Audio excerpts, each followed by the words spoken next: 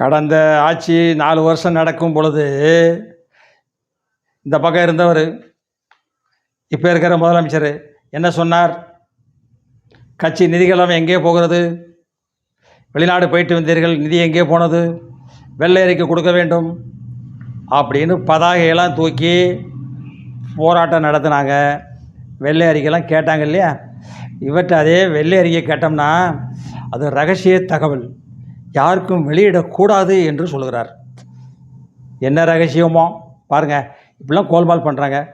மதுக்கடை நாங்கள் இழுத்து மூடுவோம், பல பெண்கள் விதவையாகி விட்டார்கள் தமிழ்நாட்டில் அப்படின்னு இந்த அம்மா தூத்துக்குடியில் பேசி நாடாரெல்லாம் ஏமாற்றி ஓட்டை வாங்கிட்டாங்கல்ல.